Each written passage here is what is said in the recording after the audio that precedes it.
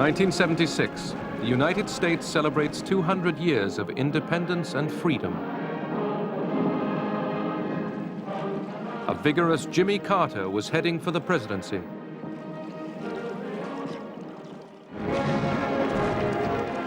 The Soviet Union, too, displayed pride in its achievements under the aging Leonid Brezhnev. Both leaders promised to reduce East-West tensions. But within 4 years, the promises had turned to anger and mistrust. The Cold War was far from over.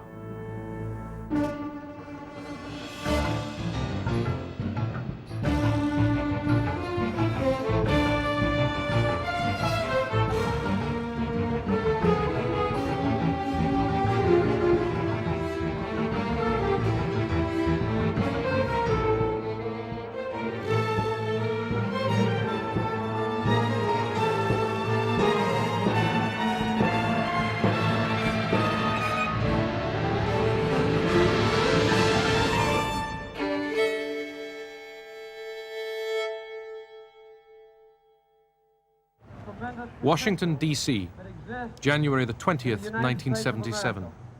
I believe the future is going to be very bright for all of us. You're partners of mine. Together, I'm sure we'll reach for greatness, and we'll never disappoint the people who put their trust in us. Thank you. Have a good time. We'll be seeing you tomorrow, a lot of you. President Carter aimed to restore self-confidence at home and American leadership abroad. Jimmy Carter was a completely fresh face. He was, in essence, an outsider. Nationally, most people had never heard of him. Jimmy who? Jimmy Carter. Jimmy who? I don't know who he is. Jimmy Carter's basketball player, isn't he? He would say things like, "I will never lie to you. I believe in God. I have always been faithful to my wife." Now, in Washington, you can imagine the reaction was jaded and disbelieving and contemptuous. But people liked this very much. They wanted someone who was fresh and someone who was new and someone who was unsullied by the traumas and problems and corrosion of the past.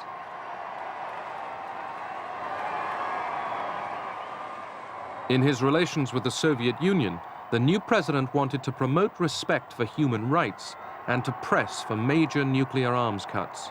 And we will move this year a step toward our ultimate goal, the elimination of all nuclear weapons from this earth.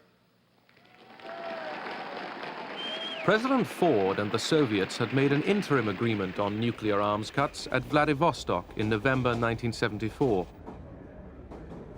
The agreement established common ceilings for strategic arsenals. President Ford's successor, Jimmy Carter, wanted to go much further. Brezhnev would be urged to put the arms race into reverse. Uncertain of Carter, Brezhnev reaffirmed his faith in détente. Я от имени партии и всего народа заявляю, наша страна никогда не станет на путь агрессии, никогда не поднимет меч против других народов.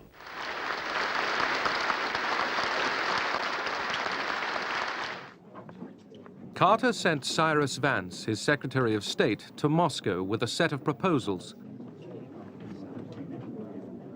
One called for radical cuts in strategic arsenals, well below the Vladivostok levels. Vance had given Soviet Ambassador Dobrynin a preview of Carter's aims.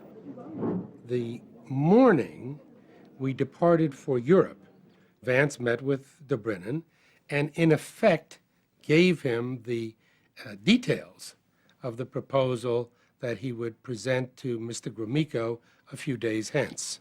Dobrynin said what he had said to us all along. It's Vladivostok, marginal cuts, or nothing. The Soviets bluntly rejected the American initiative.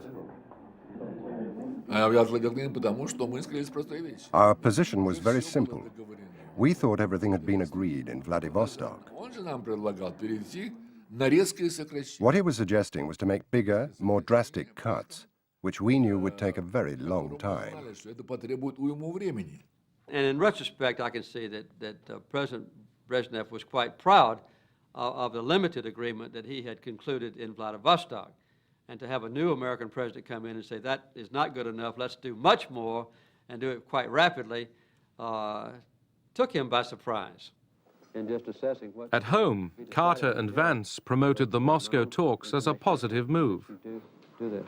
Son, we're glad to have you back. Thanks, Mr. President. I think on the whole, the trip was not only useful, but very necessary. It's interesting that Mr. Gromyko agrees with that conclusion. And I do not believe, contrary to what appeared in one of the papers today, that there were any miscalculations.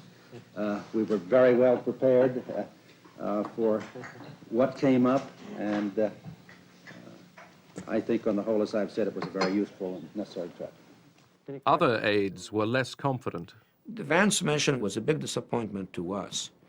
The Russians adopted a very intransigent attitude, and that was a disappointment to those who thought that perhaps we could start the new administration, the Carter administration, with some wide-ranging agreement with the Russians. It became clear that this would be much more difficult. I think most of us on the American side knew the fat was in the world publicity fire. That here the Carter administration had gone to Moscow with new hopes, new dreams to limit the nuclear arms race, and had failed. That it meant somehow we didn't understand the Soviets, that the Carter team was inept, and that we would not be able to manage Soviet-American relations. So this was to be a deep stab wound. Carter proposed a 3% increase in the American defense budget. But those who saw détente as a trap demanded not parity, but nuclear superiority. There was a strong view that détente was not working, that the United States was becoming progressively weaker. The Soviet Union, not only progressively, stronger in relationship to the United States and the West, but also more aggressive.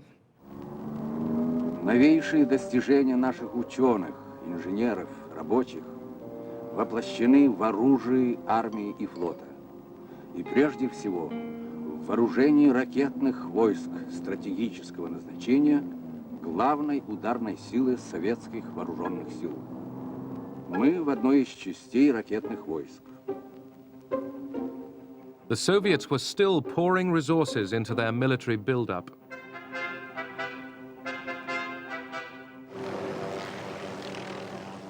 Huge deposits of oil and natural gas in Siberia had insulated the Soviet Union from the oil price rises which had caused recession in the West. Oil earned the Soviet Union much-needed hard currency. The Soviet people were constantly told that their country was thriving and able to match the West in everything. Никогда еще страна наша не располагала таким огромным экономическим и научно-техническим потенциалом.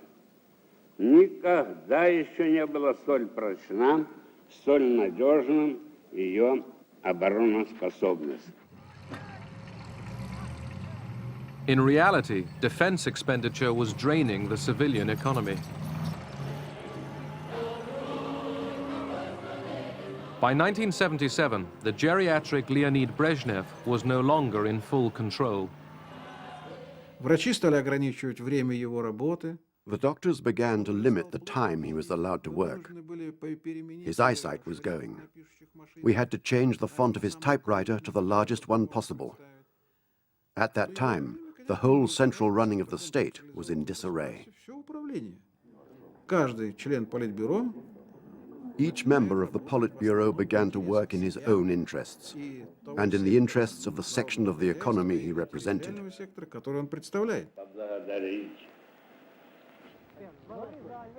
Beyond the Kremlin, ordinary Russians were increasingly apathetic. Living standards were poor. Communist idealism had evaporated.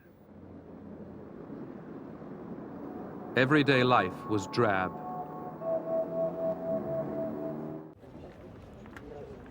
Détente had not changed the Soviet Union's repressive ways. The pressure to respect human rights increased East-West tensions.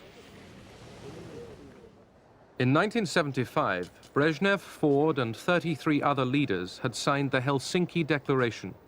For the first time, the West had a powerful political weapon to defend the cause of human rights behind the Iron Curtain. Thanks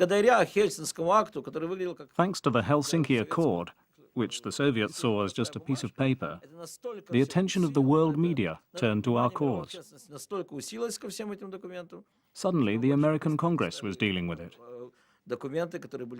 Heads of state were dealing with it. It started influencing the whole character of relations between East and West. I was very convinced before I became president that basic human rights, equality of opportunity, the end of abuse by governments of their people was a basic principle on which the United States should be an acknowledged champion. We said to the president, we are not going to let you put pressure on us. This is an internal matter. We are not going to discuss the subject with you. I was deeply committed to human rights.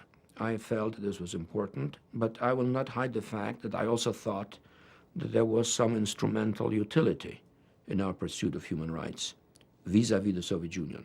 And raising the issue of human rights pointed to one of the fundamental weaknesses of the Soviet system, namely that it was a system based on oppression. In Czechoslovakia, dissidents secretly drew up Charter 77, a human rights document that was smuggled to the West. The signatories were persecuted. Many were imprisoned, including playwright Václav Havel. Under house arrest, Havel made a clandestine recording. That special house, what you see now, it isn't the dream of Corbusier, but I think more dream of George Orwell, because it is house of police which it built 3 months ago, and the whole day, every day, they live inside and they follow all my steps and everything what I do in my country house.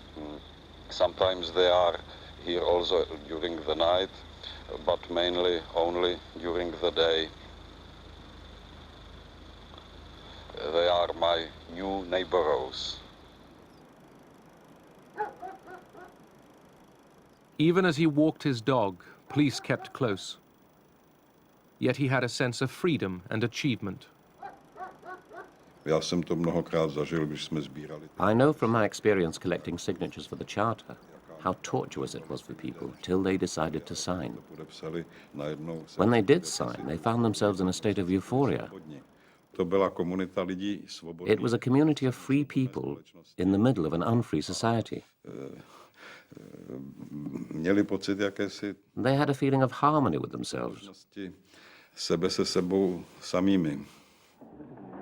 Human rights activists in the communist bloc set up Helsinki watch committees to monitor and publicize human rights abuse.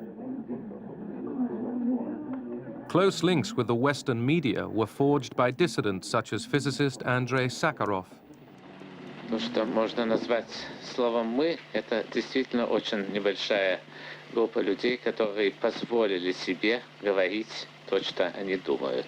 И мы в этом смысле это не политическая партия, рвущаяся к власти, это морально-этическая оппозиция существующей власти, причем стремящаяся к реформам, а не к каким-то революционным переменам. Systematically intimidated, dissidents ended up in KGB prisons. Опасность диссидентов была в том, что их критика The threat was that their criticism of the Communist Party коммунистической партии and the socialist way of life would become a platform for attacking the regime. платформу, так сказать, критики всего строя, который существовал в стране. It could turn into an organized political force. Идеологически будет господствовать в массах, а завтра это перельет. That was what we were afraid of. Вот этого и боялись.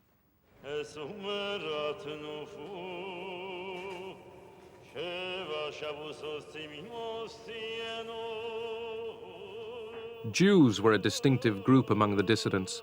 They claimed the right to leave the Soviet Union, but many were refused exit visas and became known as refuseniks.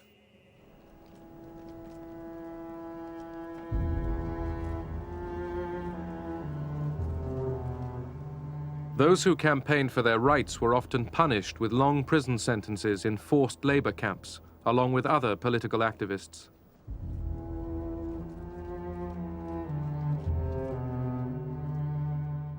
One refusenik imprisoned in Latvia was Yakov Raskin. The whole territory was surrounded by armed guards with dogs. The door would open, and we would be split up into work groups, 5 people in each group. Then, in a few seconds, we had to jump into those trucks, and it was like a closed cage inside. I could see people outside in the streets. Everyone was getting on with life, and I was jealous of them all.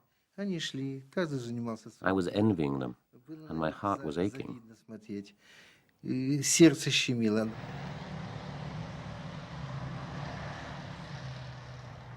Another way of silencing Soviet dissidents was to label them insane and put them in mental hospitals. Mind control drugs were used to make them recant. They would tie us up for long periods. They gave us handfuls of drugs 3 times a day, so the body couldn't stand it anymore. I was dumb for 2 years. I couldn't speak. My whole mouth and jaw were paralyzed. My tongue was swollen. My arms and legs were shaking. I was dribbling. I couldn't eat. I couldn't unclench my teeth to force the food into my mouth. Soviet doctors who exposed the psychiatric abuse to the West risked imprisonment. Dr. Anatoly Karyagin was jailed for 12 years. I said to myself, I can't be silent when people are kept in psychiatric hospitals for their political beliefs. We can't live on our knees like slaves when they do these things.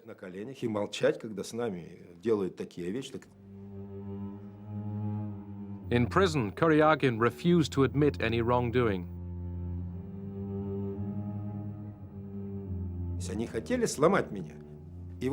They tried to break my will.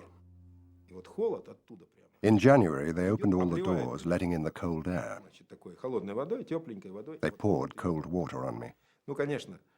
My body came out in huge pimples. They put a bowl of hot water next to me and said, "Wash yourself." I just lay there next to that hot water because I was protesting.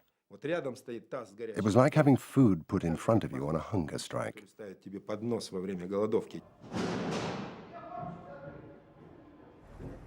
In 1978, the prominent refusenik Anatoly Sharansky was sentenced to 13 years for espionage and treason. Outside the court, supporters, who included Andrei Sakharov, defiantly publicized Sharansky's case to the Western media.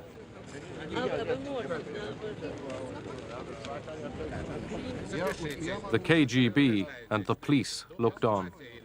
Чтение приговора может быть осуществлен только председатель суда должен решать, можно ли пустить на приговор. Когда на Западе протестовали против тех и других действий, When there were protests, and when material was published in the Western press about violations of human rights, there was indignation. Сразу было, естественно, возмущение. The KGB reaction was, those wicked people have penetrated our defenses and published information in the West. Punish them. Наказать. The Sharansky trial triggered forceful protests in the West. The fate of political prisoners became a key issue in American politics. The trials which began yesterday in the Soviet Union have serious implications for the future relations between the United States and the USSR. The United States Congress and the Helsinki Watch Committees monitored Soviet behavior. But I'm not at all a specialist in regard to military matters.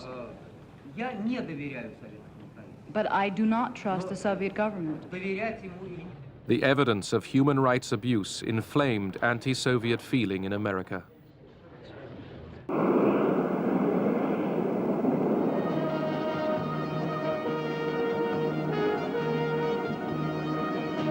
Moscow and Washington were clashing over human rights. They were updating their arsenals. Yet they stepped up negotiations for a new arms limitation treaty, SALT II.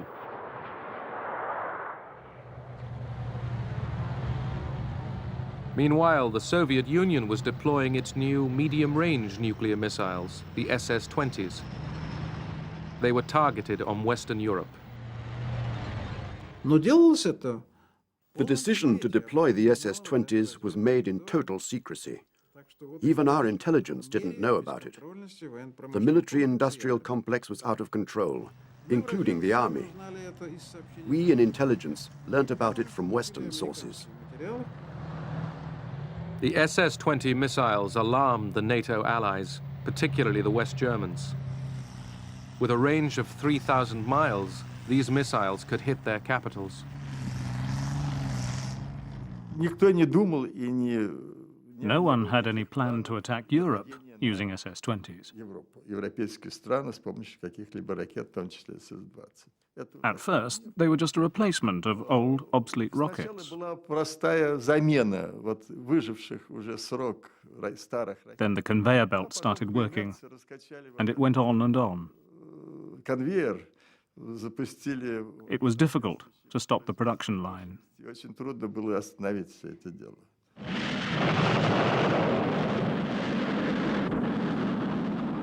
Yet the new Soviet missiles were not on the agenda of the SALT II negotiations.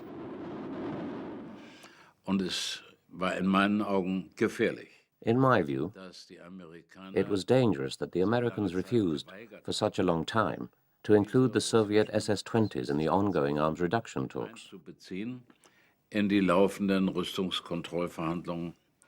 I remember being somewhat startled when Chancellor Schmidt started making a big issue out of the SS-20s. But then I came to realize that, in a sense, he was right, namely that the SS-20, while perhaps not a decisive military weapon, posed the risk of decoupling Europe's security from America's, namely of posing before us the dilemma that maybe Europe was threatened by nuclear devastation, but that we were not, and therefore should we risk the devastation of our own people and our own cities in order to protect Europe? We had all sorts of counters in Europe. We ourselves had thousands of nuclear weapons in Europe, cruise missiles, tactical aircraft. We could have responded at any level. But it was almost impossible to make that case successfully because everyone was so nervous about being accused of not being tough enough on the Soviet Union. The West adopted a twin-track policy. America would develop its new generation of rockets and allow Moscow 3 years to negotiate limits on medium-range missiles. If no agreement was reached, nuclear-tipped American cruise and Pershing weapons would be stationed in Europe and targeted on Soviet cities. America's handling of the negotiations troubled the German chancellor. Sie immer noch in Sachen They still didn't push the Soviets strongly enough on the issue of a mutual withdrawal of medium-range missiles. I remember the Soviet Prime Minister, Kosygin, with undisguised triumph said, "The Americans aren't mentioning the SS-20s at all. So you're completely isolated."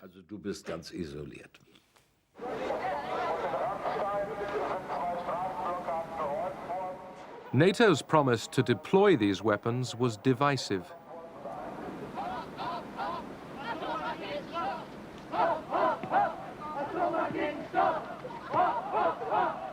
In Western Europe, fear of the missiles created a new mood of resistance to the arms race.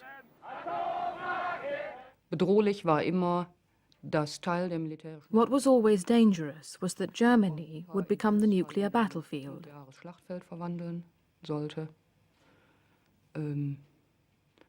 That made the people very upset and angry.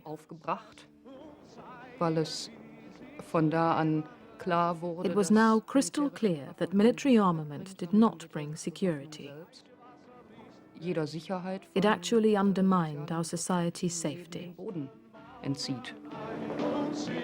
The peace movement gained increasing influence in German politics.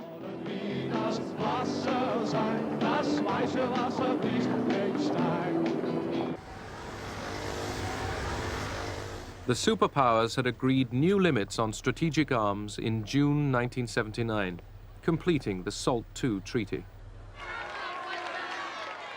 Carter met Brezhnev for the first time when they both came to Vienna to sign the treaty.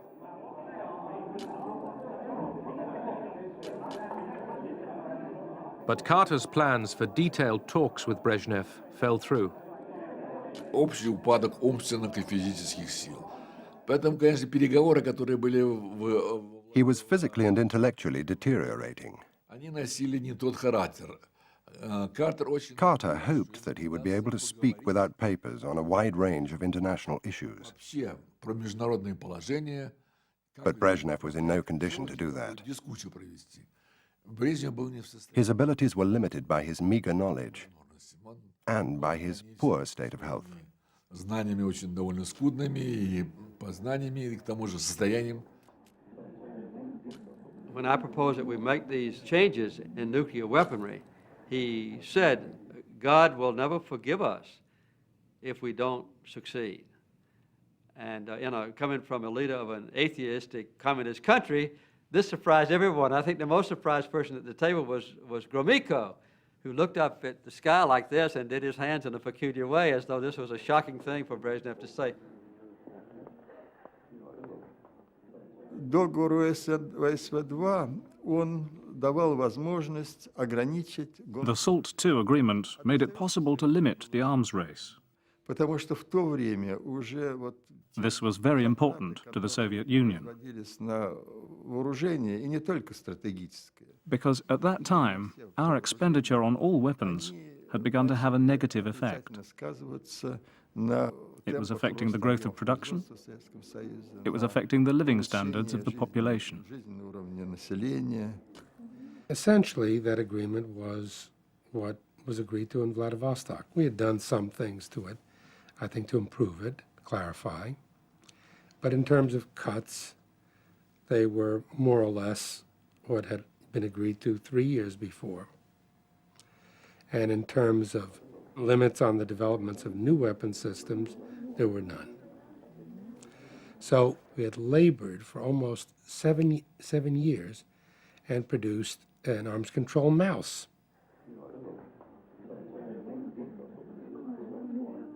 Ну, во время подписания, там вот уже потом уже мы шутили, разговор... So the treaty was signed. Marshal Ustinov asked Gromyko, are they going to kiss each other? Because Brezhnev liked to kiss. Gromyko said, I don't know, we'll see. Ustinov said, no, they aren't. Gromyko said, I'm not sure. Brezhnev began to kiss Carter, and Carter was forced to kiss Brezhnev, for which the American media gave him a telling off. The treaty was condemned by the American right. SALT II is not strategic arms limitation. It is a strategic arms buildup with the Soviet Union authorized to add a minimum of 3,000 nuclear warheads to their already massive inventory. The Carter administration's principal argument for ratifying SALT II was that no one will like us if we don't. You know, isn't it time that we made him understand we don't really care whether they like us or not? We want to be respected.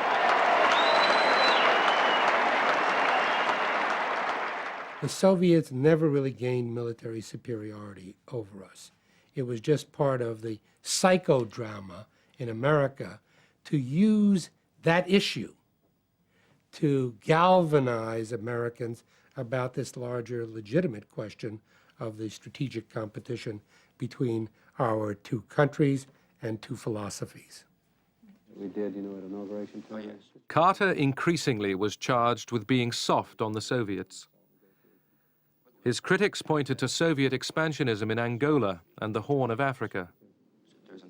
They warned that America's oil supplies were threatened. They feared that America's vital interests were under attack. Then the Shah of Iran was overthrown. Oil-rich Iran had been an American client state. Now Islamic fundamentalists took over. They were led by the exiled Ayatollah Khomeini. Denouncing the United States as the great Satan, he returned to Tehran in triumph.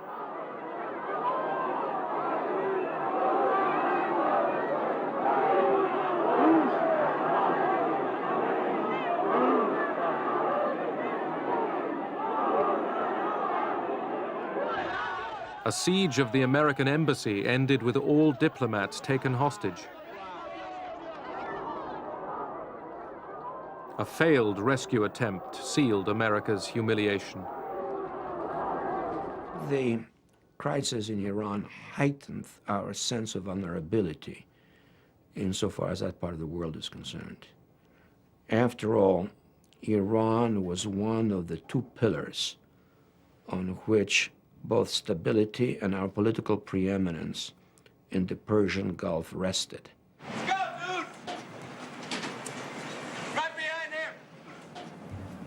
In the United States, oil shortages after the loss of Iran led to long lines at the pumps. Been here for 4 hours. It's too much. The economy was slowing down. The blame fell on President Carter and further damaged his prestige. Then, the Soviets struck in Afghanistan. This invasion is an extremely serious threat to peace because of the threat of further Soviet expansion into neighboring countries in Southwest Asia, and also because such an aggressive military policy is unsettling to other peoples throughout the world. This is a callous violation of international law. Carter saw the invasion as part of a wider Soviet plan.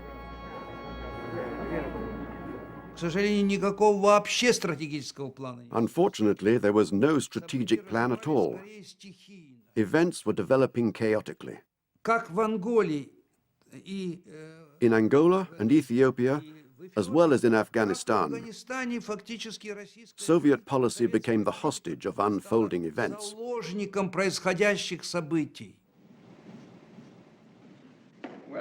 The invasion of Afghanistan ended détente.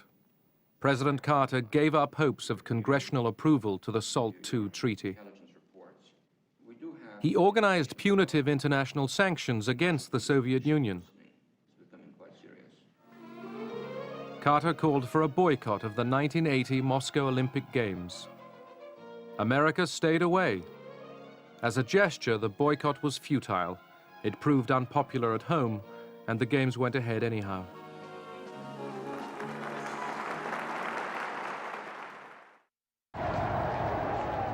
In Poland, the Russians faced a fresh challenge. The new Pope, Karol Wojtyła, visited his homeland. He called on his flock to recapture control of their destiny. Przełamano wówczas, It broke down the barrier of fear. ale i dla społeczeństwa, We saw that if we could stick together in solidarity, solidarni, the authorities would have less power. wiele może.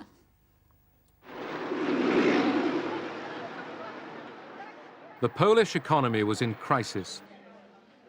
There were shortages everywhere.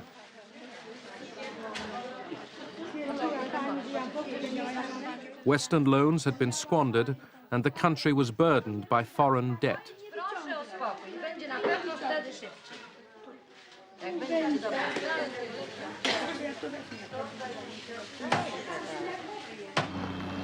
When the government yet again raised food prices in the summer of 1980, workers at the Gdansk shipyard staged an illegal strike.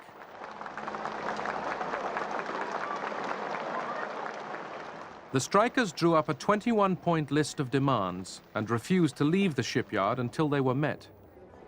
Natomiast ta walka z tym potworem komunistycznym This fight with the communist monster was really impossible. była niemożliwa inaczej jak We could only fight against it by using its own weapons, because it pretended to be the people's system. a w ogóle takim nie był. I dlatego punktowanie The only effective way was for us to organize around bread and butter issues bardziej skuteczne. I w związku z tym and use these concerns to gain our freedom. czy droga przez chleb do wolności, We set about using truth to conquer untruth. zwalczanie kłamstwa, to była jedyna możliwa droga. Zdarzają się i tacy ludzie.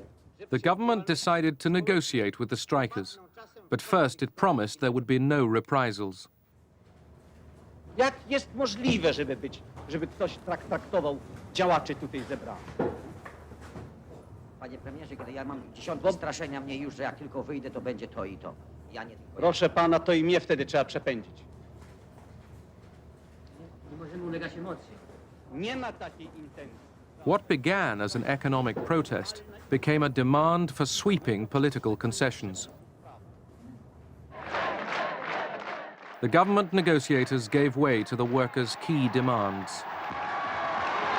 Mamy wreszcie niezależne, samorządne związki zawodowe.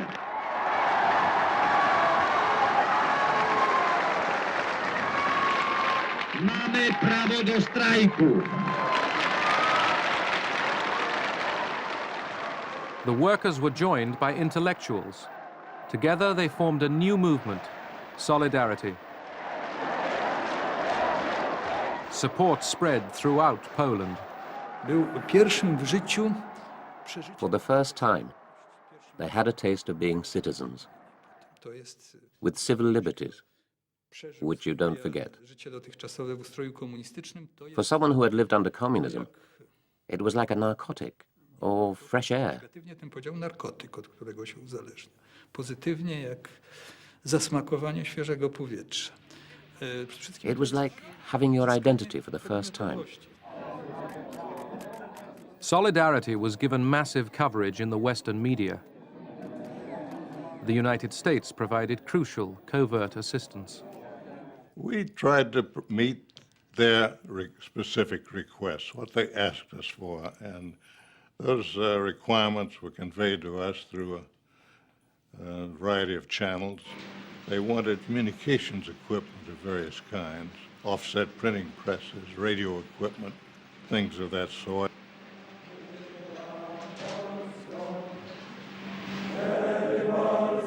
Solidarity became increasingly defiant.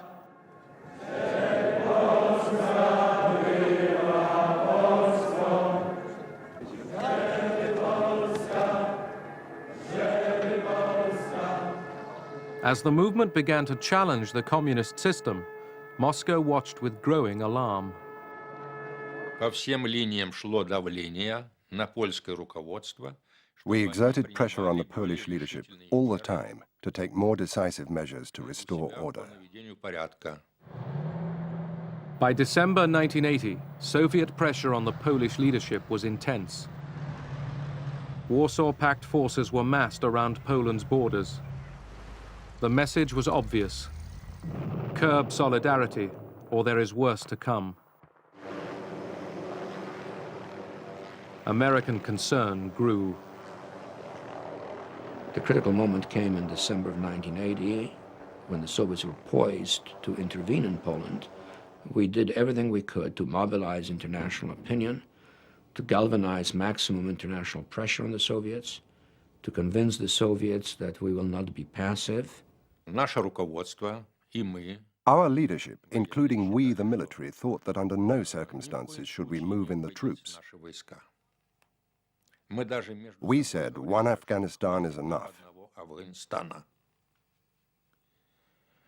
Надо We will have to make the Polish comrades solve the problem with their own forces. проблему своими силами. The Kremlin, bent on ending Solidarity's mutiny, leaned forcefully on the Polish leader, General Jaruzelski. Soviet actions were influencing America's 1980 presidential elections. Carter faced difficult odds. The economy was slack. Americans were still hostage in Iran. The Russians were still in Afghanistan. There was what he himself called a growing spirit of malaise in the United States. And that malaise related, I believe, to popular sense of the decline of American strength and of Western strength, and also of American clarity and purpose in the world. Carter's opponent was the Republican, Ronald Reagan. Thanks very much. Now, if the boat doesn't go straight, it's because they tell me I got to steer it for a bit. We have got to stop letting all of these events catch us by surprise, as Carter has been caught by surprise. We have got to control events to the place that we don't run into a crisis that inevitably leads to war. Reagan won the election by a large margin. He had promised much tougher policies against Moscow. It was necessary to show that détente couldn't work in order to go beyond it and to re-engage in the Cold War, to re-establish a set of objectives that was aimed at victory in the Cold War rather than ending it by accommodation. America's hardline policy boosted morale in Poland. Solidarity now had 9 million members supporting their fight for economic reform and political rights. Strikes gripped the country. The Soviets were tightening the screws on the Poles. Brezhnev pressed Jaruzelski to plan countermeasures. Ja otrzymałem posłanie od Breżniewa. To posłanie miało charakter I received a letter from Brezhnev. niedopuszczający This letter had the character of an ultimatum, warning Poland not to change its structure and policies. jeśli będą takie zmiany. If we made any changes, we should expect military intervention. Interwencja ze wszystkimi jej skutkami.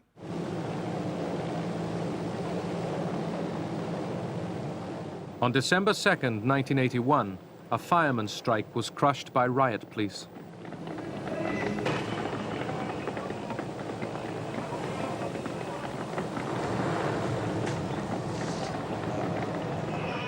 It was a warning to Solidarity that the authorities were ready to use force. On December 12th, Solidarity met to plan a nationwide strike.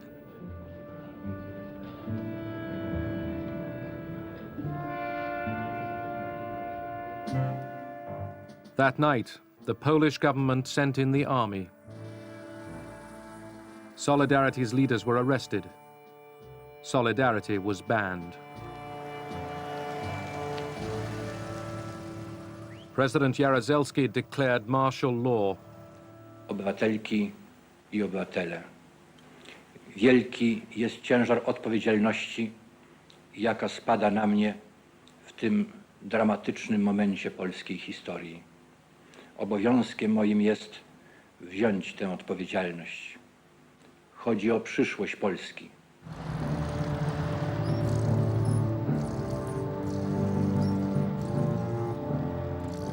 Martial law fractured East-West relations.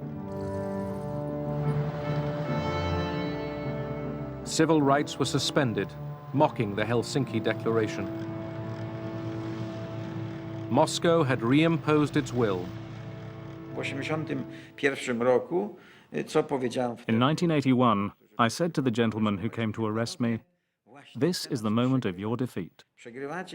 These are the last nails in the coffin of communism."